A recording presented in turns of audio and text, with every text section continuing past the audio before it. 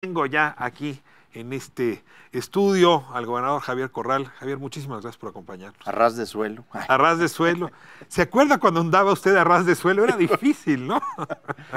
Muy contento de estar aquí contigo y en el inicio de este nuevo proyecto comunicacional, La Octava, este canal de televisión.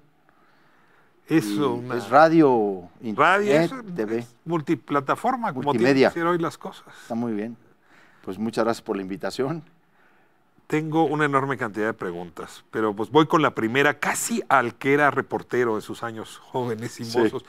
¿Qué pasó en la comida con el presidente López Obrador y los gobernadores del PAN? ¿Realmente se pelearon como dicen los medios que Fíjate se pelearon? Que no nos peleamos. Sí fue muy sorpresiva la respuesta del presidente o su planteamiento, porque habíamos venido trabajando con los secretarios de salud de los estados panistas que estamos asociados en la GOAN, con el gabinete de salud del presidente. La GOAN son los gobernadores de Acción Nacional.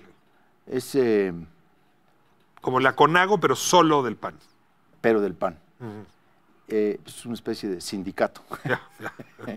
Y yo me afilié recientemente al sindicato. Y no están sindicalizados contra alguien, porque ¿no? Dijimos, porque si no nos sindicalizamos, no va a haber manera. Muy bien. Se había formado una comisión de trabajo que encabezó el gobernador de Aguascalientes, Martín Orozco, por cierto, con muy buen talante, tomó la negociación muy proactivamente, le dedicó tiempo a negociar una alternativa distinta a la que nos habían presentado el propio gobierno federal para un convenio de coordinación como estados no adheridos. Este es un dato que te quiero dar que es muy importante que se registre. De hecho, el gobierno federal, desde el principio, nos puso sobre la mesa dos tipos de convenio. Nos ofrecieron dos alternativas. Uno, un convenio de coordinación al INSABI como estado adherido, que significaba transferir toda la infraestructura, personal, equipo, recursos, el propio presupuesto del Estado. Recentralizar la salud. Para que el gobierno federal operara totalmente el sistema. Y otro convenio de coordinación como estado no adherido. En el primer convenio incluso había una propuesta de adhesión parcial en el tiempo y luego se consumaba en determinado... Es decir, una tercera, digamos, modalidad. No, esto era también dentro del primer convenio. Nosotros desde el principio vimos, en el caso de Chihuahua y de otros gobiernos estatales, que el primer convenio no era por ahora viable. No podíamos arriesgar, al menos en Chihuahua, lo que hemos hecho en este sector. Yo he tomado el tema de la salud como una de las prioridades del gobierno del Estado, porque yo recibí un sistema de salud colapsado. Yo recibí las cuentas del Instituto Chihuahuense de la Salud y de los servicios de salud federalizado en 0 pesos. Cuando yo llegué de gobernador, el gobierno tenía 24 millones de pesos en caja y el sistema de salud tenía 0 pesos. Repito el dato. Nos encontramos sin dinero, se lo habían gastado todo. A ver, el abasto de medicamentos en Chihuahua era del 35 al 40%. Era una crisis brutal. Y entonces de ahí tomamos el sistema, saneamos, empezamos a hacer una reorganización administrativa, financiera, control, logística en el abasto de medicamentos, empezamos a invertir en infraestructura, en equipamientos, terminar hospitales que no se habían terminado o centros de salud, a sustituir, en fin. Entonces hemos hecho un gran trabajo. Y dijimos, no vamos a arriesgar nosotros ahora al Estado a un proceso de recentralización donde ciertamente faltan muchas definiciones y mucha claridad, sobre todo en la proyección financiera, de lo que significa asumir. No da tranquilidad no saber cómo se va a financiar. Y no solo eso, muchas de las reglas. Digo, entrar a ofrecer así de la noche a la mañana que vas a poder dar a toda la población el servicio universal, ¿verdad? O sea, de 2.500 enfermedades a 12.500 en un año es muy complicado. Es un reto monumental. Pero además manteníamos responsabilidades laborales. Se quedaba la titularidad laboral, el gobierno estatal, se quedaban los pasivos laborales y de proveedores. O sea, Esos no se centralizan. eso no se centralizaba. Entonces era muy desventajoso, era muy difícil. Desde el principio vimos que nos decantaríamos por el convenio de coordinación no adheridos. Y sobre ese empezamos a trabajar sobre una serie de ajustes con el Gabinete de Salud, incluso en reuniones con el propio secretario de Salud, el doctor Jorge Alcocer, y con Juan Antonio Ferrer, el director del INSABI, y realmente se avanzó muy bien. De hecho, No citó a López-Gatell. También López-Gatell. Los tres. Los tres. Y de hecho, se firmó un acuerdo de cierre de las bases de ese convenio. Se avanzó muy bien en definiciones. Yo vi un video antes de ir a la comida, de camino a la comida. Usted dijo, a mí me interesa mucho compras consolidadas de medicinas, hacerla con el gobierno federal, eso va a abatir costos, mantener estándares. O sea, esa parte sí le convenía. A ver, por supuesto que nos conviene a todos una compra consolidada de medicamentos bien planeada, bien ejecutada. Yo desde que vi al presidente en Chihuahua en la transición, le dije, presidente, lo mejor que nos puede pasar es ir todos a comprar medicamentos. Yo no tengo interés en estar comprando medicamentos en el Estado, la verdad. Si acá los pueden comprar todos, pero enviarlos en tiempo y forma, pues eso es lo ideal. Enfrentar entre todos los grandes intereses monopólicos y mafiosos, hay que decirlo, que hay en torno del sector de la salud y de los medicamentos, porque se ponen de acuerdo para no otorgar ciertas claves de medicamentos y que los tengas que adquirir bajo urgencia al precio que quieren, ¿no? 200-300% más. Entonces yo desde el principio le dije que en ese esquema íbamos, y de hecho Chihuahua participó en la consolidada del año pasado y en la consolidada para este año. A nosotros nos pidieron algo así como 290 millones de pesos para participar y pusimos como 450. O sea, pusimos mucho más. No ha salido del todo bien esa consolidada. Todavía. Se emproblemó la consolidada. Bueno. Va camino a la comida, deja ese video, pues darle presión. A ver, nosotros ya estábamos listos. Ya, era una comida para darse el abrazo. Pues era una comida para formalizar ya el acuerdo con el presidente de decir, bueno, bajo este esquema, que fue una de las alternativas que ellos mismos nos plantearon, vamos a caminar.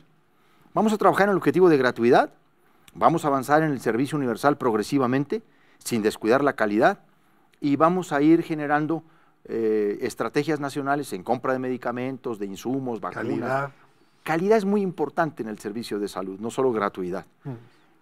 Ya íbamos pues prácticamente, porque despacito abren la puerta, se sientan, les ponen... Muy bien. No sé qué había de comer ayer, normalmente tiene alguna comida del sureste. No, estaba muy bien, dieron carne ahí con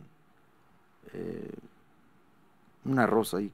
Pero era arroz salvaje, No. Carne roja, ¿o qué les dieron? Carne roja. Había alternativas, pescado o carne. Ahí sí había alternativas. Sí, ahí había dos. Adherido y no adherido. Muy bien. No, el presidente sí nos sorprendió porque dijo, no, yo les quiero pedir que se adhieran todos. Se acabó el modelo de no adherido. Sí, dijo, no, yo quiero que todos se vengan, que el que quiera dar el paso, que lo dé completo. Incluso le preguntamos al presidente, nada más para entender, ¿es todo o nada? Y dijo, así es, todo o nada. Dijo, ustedes saben que yo en esto soy así de blanco y negro, ¿no? Y yo le hice un comentario, le dije, sí, usted es muy binario, le dije, en varias cosas. Pues nos sorprendió porque no está distinguiendo... es un cambio de la jugada. Mira... ¿Qué hizo Ferrer ahí? ¿Qué hizo López-Gatell? ¿Qué hizo Alcocer? Yo creo sinceramente, Ricardo, que el presidente tomó una posición ahí política. Está negociando. Más que nada, yo creo que está lo que él quiso cuidar ahí. Dijo, a ver, yo ya negocié con los del PRI y con los de Morena, viene todo para acá, yo voy a...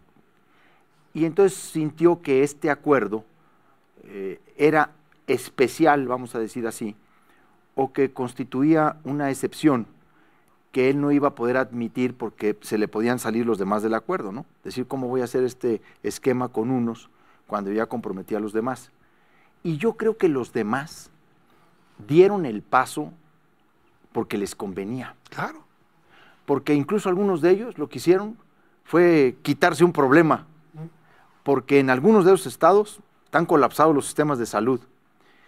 Y no es el caso de todo el país, y no es el caso de todos los estados. Ahora, yo he tenido aquí senadores de su partido, el PAN estuvo Sí. Xóchitl Gálvez, que no está afiliada, pero es muy cercana al panismo en su trayectoria, y le oí hablar políticamente con mucho entusiasmo que los gobernadores panistas no se adhirieran porque iban a demostrar que podían ser mejores. Es decir, muy rápido pensando en clave electoral esta discusión.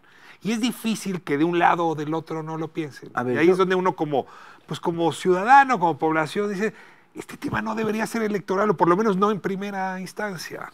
Yo creo que hay dos temas, tres vamos a ponerle, que no debieran ser nunca motivo de una visión de rentabilidad político-electoral. Porque luego se dejan de hacer cosas de fondo o reformas estructurales de fondo. El tema de la educación, el tema de la salud y de la seguridad pública. Yo voy a pensar en la política exterior también. Pero... Mira, la política exterior pues tiene, como tú sabes, grandes bloques, grandes agrupaciones. Pero esos tres ejes deberían ser política de Estado, como se decía. Pues deberían con los ser clásicos. zonas de neutralidad política en donde los objetivos sean comunes, aunque las estrategias puedan variar.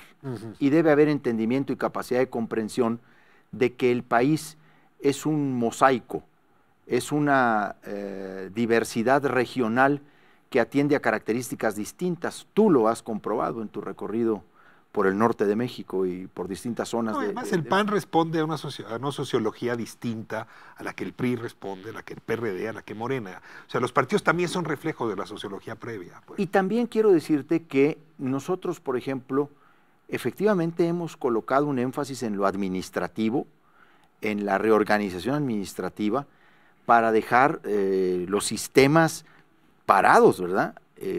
Para volverlos a colocar de pie y ponerlos al servicio de la gente. A mí me dicen, oye, pero pues ahora ustedes van a ser los responsables de dar el servicio gratuito. Y les digo, ¿y qué creen que hemos hecho estos años? A mí eso no me asusta ni me...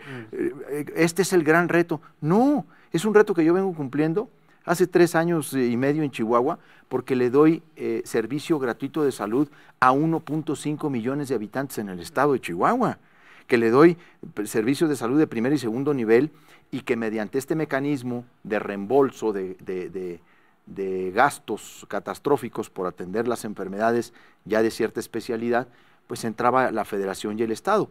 El presidente ha dicho que seguiremos teniendo acceso a esos fondos porque pues están determinados por fórmula en la ley. Son aportaciones. ¿A dónde va a acabar esto? A ver, porque lo de ayer yo lo veo como primer tiempo de un juego que a lo mejor va a tener varios innings, no será de fútbol.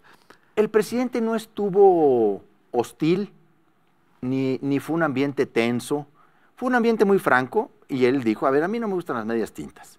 Dijo, yo he considerado desde hace muchos años, y efectivamente hay que leer a López Obrador en neoporfirismo, y hay que leerlo en otros textos, ¿no? Donde efectivamente él ha sostenido en varios momentos que considera un error la descentralización de la educación y la salud en México. Él es mucho más centralista en esos temas porque parte de una idea de que el centralismo ejerce mayor control y ese control, si está bien dirigido, puede ser un mecanismo eficaz contra la corrupción, porque fuera de eso no hay posibilidad de combatirla. Las políticas sociales se resuelven mejor en el ámbito más amplio.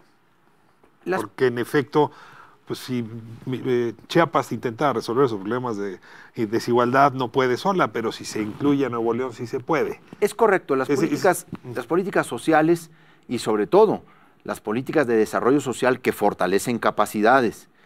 No necesariamente las políticas sociales que tienden a construir o a ampliar el asistencialismo, que solo las mantienen. No las políticas de transferencia. Claro. Pero estamos hablando salud y educación. Estamos hablando de salud. Marco Cortés ya salió a decir que ustedes no van a transigir. Déjenme irme a corte y a ver qué quiso decir el presidente del PAN después de la comida. Hay que hablarle a Rubén Aguilar. Marco Cortés tiene un Rubén Aguilar, me hace falta en este espacio. Vamos a corte, regresar un momento más. Estoy con el gobernador de Chihuahua, Javier Corral.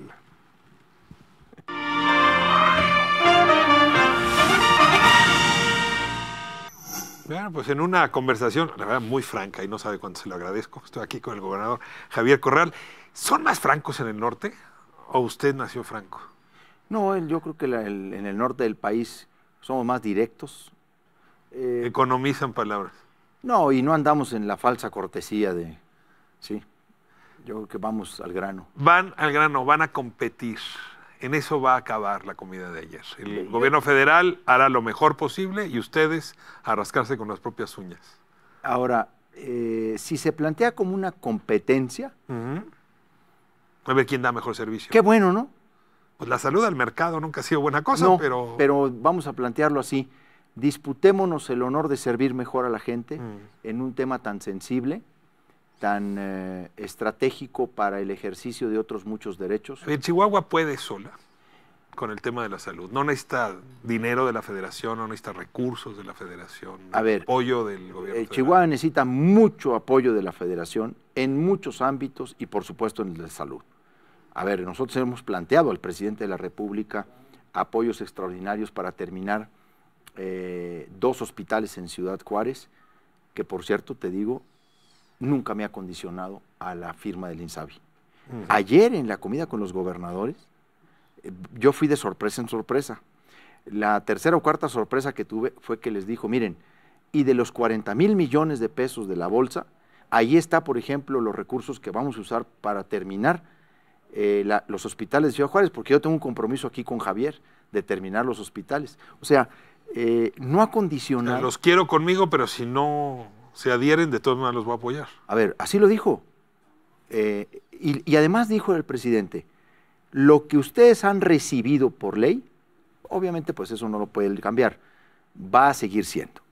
Y vamos a revisar del fondo de los 40,000 millones, de qué manera podemos apoyarles a todos los estados. O sea, no está regateando o diciendo, ¿saben qué? No hay extorsión. No, no la hay. Él tiene un objetivo, él quiere recentralizar los servicios de salud y él quisiera haberlo hecho con todos al mismo tiempo, ¿sí? Y mira, la verdad es que no está el país en este momento preparado para dar un salto así, al mismo tiempo todos, porque podemos arriesgar innecesariamente a la población. Ahora, pues el que mucho abarca, poco aprieta. A lo mejor deberían comenzar con los estados. Mira, él ya la entendió así. Él ya la entendió así. Dijo, a ver, para mí mejor, dice, yo voy a empezar acá, ahí me voy a meter con todo. Primer nivel, poblaciones las más afectadas, estados con menos recursos. Estados con una gran necesidad de inversión en infraestructura, en terminación de infraestructura. Y así lo planteó él. Dijo, a ver, yo voy a empezar por acá y ahí voy a concentrarme. Javier, te tocó enfrentar como senador, como candidato y como gobernador a Enrique Peña Nieto. Sí. Tan lo enfrentaste que te volviste tema de campaña. Te usaron incluso para golpear al candidato del PAN. Sí. Varias veces.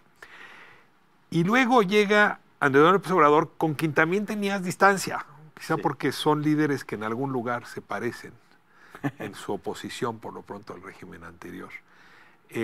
¿Cómo ha sido ese tránsito, ¿no? Personal y políticamente? Peña Nieto. Muy venturoso en términos de la relación con el presidente.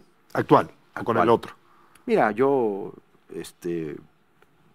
tuve una relación muy complicada con el gobierno de Peña Nieto, porque a mí me trataron de sofocar y de asfixiar por todos lados. Ahí sí te quitaron recursos. No, me cerraron la llave por todos lados. Esa sí fue extorsión. No, me cerraron al estilo Chapo. Hasta me condicionaban las participaciones a lo que yo tenía derecho. O sea, pues hice una caravana desde Chihuahua a la Ciudad de México para exigir la restitución de un dinero que Chihuahua tenía derecho. El presidente López Obrador, debo decir, hemos ido ahora sí que de menos a más. ¿Nuestra relación se ha fortalecido en lo personal? Sí. ¿Se llevan mejor ahora que cuando eran adversarios? Sí. Fuera de sus cargos como ejecutivos. Nos llevamos mucho mejor. Estamos más cercanos. Hay un diálogo muy franco. Tenemos muchos temas de conversación. ¿Te respeta? Nos respetamos. Porque nos conocemos nuestras biografías. Y porque nos sabemos hechos en un esfuerzo y en una batalla en condiciones muy adversas, ambos, y a contracorriente en más de un sentido. De hecho, quiero decirte, no podría compartir aquí algunas de esas cuestiones, pero ha tenido detalles muy interesantes el presidente conmigo al confiarme cuestiones que yo considero están más en su esfera muy personal, muy íntima de su batalla política, que a mí también me han hecho revalorar, cuando me ha platicado esas cosas, pues la batalla que López Obrador dio para llegar al poder, y cómo hubo un momento de linchamiento total al personaje, ¿no? Cómo prácticamente toda la maquinaria del Estado se le fue con todo. ¿Y de los medios? Y de los medios. ¿Y del poder económico? A ver, cómo todos casi los mismos poderes fácticos que yo enfrenté. A ver, estaba yo ya pensando en eso. Es decir, sí se parecen en esa historia. En muchas cosas. Digo, él no avanzó contra Televisa y otras iniciativas, pero le tocó vivir cosas similares a las tuyas. Entonces ahí, en ese diálogo que hemos tenido, yo he hecho una revaloración para entender también muchas de sus posiciones y de sus posturas. Es un hombre muy ideológico, y obviamente él quisiera construir un nuevo sistema político e ideológico en el país. Y está en eso, pues. Y en esa relación, pues yo le he compartido mis puntos de vista, platicamos de la historia y cómo sirve conocer la historia y haber leído la historia para encontrar las claves. Supongo que políticamente hay un dilema. Es decir, López Obrador hoy no tiene una oposición porque la oposición está enredada sin saber cómo debería actuar frente a López Obrador. O sea, no creo que López Obrador sea un techo que impide que las oposiciones crezcan, sino que las propias oposiciones están hoy atrapadas en su propio pantano. Podría Javier Corral, y muchos lo vieron así al principio, convertirse en el adversario de López Obrador por su propia trayectoria. Y esa es una decisión que estuvo en las manos del gobernador de Chihuahua, o por lo menos no tomó en el primer año. ¿Por qué? A ver, yo tengo una responsabilidad institucional. Me hago cargo de que los gobernadores formamos parte de un sistema de equilibrios, de contrapesos. Pongamos el ejemplo del INSABI. El INSABI no puede ser visto como una rebelión, ni puede ser visto como un ejercicio de oposición al gobierno de López Obrador, pero sí hay que ubicar nuestra postura y nuestra determinación en un ánimo también de equilibrio y contrapeso a decisiones que no están del todo definidas, planeadas y proyectadas correctamente. La República necesita que los gobernadores simple y sencillamente asuman su papel. Desde esa posición... ¿Colaborando u oponiendo? Colaborando y cuando no es posible coincidir, señalándolo y deslindándonos o desmarcándonos. Eso es muy importante hacerlo. Desde una gubernatura no se puede ser oposición, porque... ¿Era deslealtad con la República? No, pues termina siendo desleal con tus propios gobernados, porque ahí subyacen, subsisten, conviven, coexisten la pluralidad de la entidad y gobiernas para todos. Y un gobernador tiene que ser un elemento de estabilidad y de armonía política, sin dejar de decir las cosas que piensa. Yo te puedo decir que a mí el presidente López Obrador nunca, en lo personal, me ha reconvenido o me ha hecho un comentario, pues, ¿qué te puedo decir?, de reclamo sobre varias de mis declaraciones, pues, que no han sido en ocasiones tersas, ¿no? Elogiosas. A ver, yo he tenido un respeto por parte de él, pero no solo en público y en privado, o sea, en distintos ámbitos. Sé que el presidente ha expresado... Gobernador, hoy encuentra un terreno de conversación leal con el presidente, pero con el anterior presidente no. Y eso a mí me lleva a una reflexión más de fondo. Es qué capacidad, peso político tienen hoy los gobernadores cuando sus estructuras financieras dependen mucho de la federación. Sí, la capacidad de funcionar depende de lo que haga la federación. Este presidente puede ayudar a Chihuahua, pero si el siguiente no quisiera ayudar a Chihuahua, la debilidad se vuelve a presentar. Y quisiera que nos hicieran una reflexión sobre ese federalismo no resuelto. Voy a corte y regresamos. Temazazo. Y que no está en la agenda, ¿no? La discusión de cómo redefinir el federalismo. Ahí es, por ejemplo, donde el presidente no quiere por ahora tocar el tema. Vamos a corte, regresando. Hablamos del federalismo y varios temas propios de Chihuahua que están también hoy en la discusión. No se vaya, regresamos.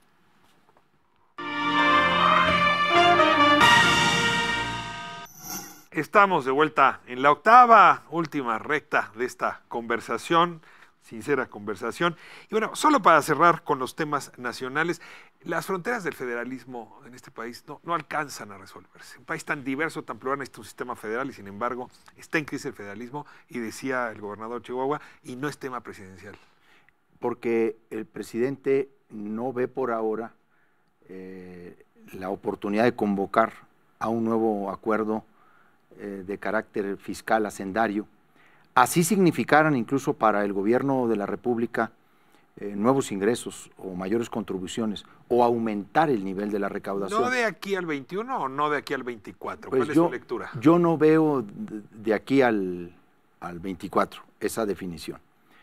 Y es un error, porque muchos de los problemas estructurales del país no tendrán solución si no hay una reforma integral que no solamente redistribuya los recursos fiscales, sino también facultades y funciones, y reconozca las competencias emergentes que tiene el Estado frente a muchas necesidades y nuevos fenómenos sociales. Pero el primero y más importante tiene que ser un nuevo federalismo fiscal, en el que se redistribuyan cargas también. ¿Federalismo es fiscal o no es federalismo, no? Bueno, porque tienes el instrumento fundamental que es el presupuesto para la política pública. Entonces, la desigualdad, la inseguridad, los problemas que tienen que ver con temas estructurales, problemas estructurales de México, no van a tener solución si no hay un nuevo federalismo fiscal que reconozca el valor de las regiones, porque donde la economía crece, donde se reproduce, multiplica, es en las regiones del país, donde se enfrentan los grandes retos, es en las regiones del país, y necesita haber una revaloración del esfuerzo regional y acabar con esta distribución inequitativa del 80-20, en donde el gobierno de la República se queda con el 80% de la recaudación fiscal participable y entrega a los estados el 20%. Así no hay manera de crecer en ningún ámbito. Chihuahua en sí mismo podría ser un país. Tiene tasas de crecimiento altas, tiene problemas de seguridad propios, tiene problemas de agua severos. Quisiera abordar ahora la agenda local, porque si no, siempre nos chilanguizamos todo en estas estaciones que se emiten desde la Ciudad de México. Trae un tema de agua y la presa La Boquilla está siendo uno de los asuntos importantes. Cuéntenos cómo va el... Ayer que yo salí de la reunión con el presidente, le pedí una reunión extraordinaria que me concedió, ahí mismo en su despacho. Esa fue la quinta sorpresa. Pues sí. Tuvimos la oportunidad de platicar sobre esta decisión que se ha tomado de mandar a la Guardia Nacional y a miembros del Ejército Mexicano a resguardar las presas para darle seguridad al personal de Conagua que quiere iniciar operaciones para el desfogue de la presa y poder pagar de ahí la cuota que se debe a los Estados Unidos como parte del Tratado de Aguas de 1944. Yo le manifesté al presidente que estaba en desacuerdo con la medida, que teníamos un proceso de diálogo iniciado desde el año pasado, que veníamos avanzando en muchos temas que tienen que ver con formas, métodos, maneras de pagar la parte que al país le corresponde. Nunca hemos dicho que no se debe de pagar. Eso es algo que Chihuahua siempre ha hecho. De hecho, el Estado, Ricardo, de los afluentes tributarios, es el que más ha aportado históricamente. Nosotros pagamos más del 50% de la cuota del tratado. Mira, el tratado en términos reales le es benéfico al país. Está comprobado que hay una proporción de casi 4-1 del agua que entregan los Estados Unidos a México de la que nosotros entregamos. El problema es que Chihuahua es el pagano, porque son los afluentes de Chihuahua, el afluente particularmente del río Conchos, el que colabora con la cuenca del río Bravo. Entonces nosotros no queremos que nos vacíen las presas. Yo le dije al presidente que había otras formas de pagar esa cuota y que debíamos esperar incluso a la posibilidad de los escurrimientos naturales y que vengan las lluvias y que hagamos una evaluación en junio, en julio, de cómo anda el tema de la precipitación pluvial y ahí tomáramos la determinación. ¿Escuchó? Sí me escuchó, aunque le noté una preocupación muy grande. Lo vi muy preocupado. No sé qué nivel de presión tenga de Estados Unidos, o si realmente es de Estados Unidos o es una presión más interna. Yo hasta ahora no visualizo en la agenda norteamericana una presión hacia nosotros para el pago de la cuota del tratado. Creo que más bien son presiones internas de estados que también se benefician con la cuenca. Y él me dijo, yo quiero evitar un conflicto internacional. Y me dijo, yo le dije, presidente, lo entiendo en eso, y usted ahí siempre tendrá la solidaridad de nosotros. Nosotros no vamos a arriesgar nunca al presidente ni al país, por supuesto, a una nueva tensión internacional donde se nos vuelva a amagar o donde se nos vuelva a amenazar con sanciones económicas por esto, por aquello. Un estado como Chihuahua, donde esas sanciones pesan muy duro. No, bueno, por supuesto que ese es un valor que siempre hemos tenido en toda esta negociación. Pero no se abrió con el gobernador para decirle cuál era la fuente de su preocupación. Bueno, él me dice que ahorita no lo había, pero que él la veía venir y que ese es un riesgo que no quería jugar. Le dije, a ver, eso téngalo usted por seguro que nosotros contribuiremos a que se pague esa cuota. Pero de otra manera, como se pudiera pagar con los escurrimientos, con la aplicación incluso de un instrumento del propio tratado, que es el Acta 234, que recoge las condiciones extraordinarias en las que un Estado puede o no pagar, o cuánto puede pagar de la cuota que le corresponde anualmente y del total del quinquenio. El presidente me pidió que lo apoyara en el asunto y yo le dije, a ver, presidente, pero necesitamos primero priorizar y garantizar los derechos de agua a los productores de Chihuahua. O sea, lo primero es garantizarle a los agricultores del Estado el derecho al agua, sus derechos de agua.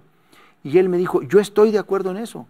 A mí la directora de Conagua, me dijo la doctora Blanca Jiménez, me asegura que no le va a faltar agua a los agricultores y que hay suficiente agua para el ciclo agrícola. Y también ganaderos.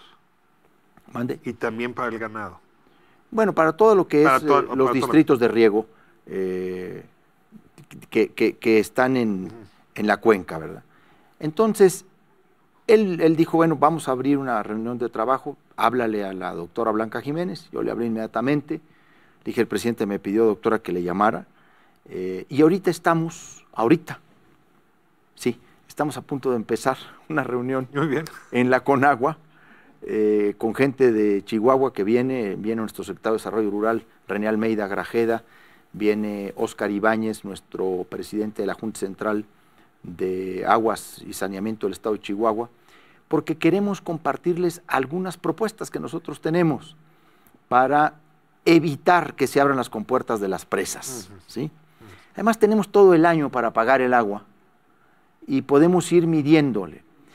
El presidente me comentó algo que es importante platicarlo.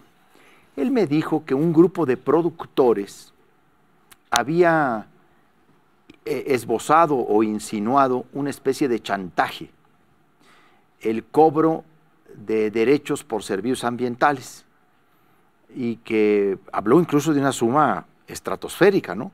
Dijo que había alguien pedido 7,000 millones de pesos en pago. Y le dije, mire, presidente, no creo que algún productor de Chihuahua haya pedido una cosa así, o un grupo todos juntos, eso no lo creo. Lo que sí le digo, le dije, es que en efecto el tema del pago de servicios ambientales siempre está sobre la mesa. dentro de una gran exigencia de compensación al Estado, porque debemos de cuidar la cuenca principal de Chihuahua, que es el principal tributario, con una mejor inversión, pues para poder hacer un revestimiento de canales, para desasolvar las presas, para meterle tecnología, sistemas de medición, para generar una vigilancia que evite los aprovechamientos irregulares e ilegales. Porque, insisto, en ninguna parte, en ninguna ley, en ningún lineamiento o tratado, dice que Chihuahua tenga que aportar más del 50%. Entonces lo hacemos por la condición natural del escurrimiento, pero tiene que ser resarcido también el Estado. Entonces lo planteé y también con muy buen ánimo me escuchó y me dijo, bueno, vamos a revisar sus propuestas y ahorita lo estamos llevando a cabo. Espero que no abran las compuertas, esa ya sería una medida unilateral, no estamos de acuerdo con ello. Y lo que sí le dije al presidente es, vamos a cuidar los derechos de los productores de Chihuahua y vamos a tener como valor solidarizarnos con el país para que no deje de cumplir el tratado, con sus compromisos internacionales. Lo dejamos para que vaya con agua. Javier Corral, muchísimas gracias. No, hombre, Ricardo. Muy feliz de tenerlo aquí. Oye, realmente yo estoy muy contento de haber podido tener esta entrevista contigo. Hacía mucho que no nos veíamos en un espacio así, pero espero hacerlo más seguido. Disfrutamos mucho esta conversación, le hace bien a la audiencia y sobre todo entender cómo son los diálogos en este nuevo modelo de relación política. Creo que ese es el lujo en aporte que nos entrega. Bueno, pues qué bueno. Muchas que ya salió un elemento más. Me despido, mañana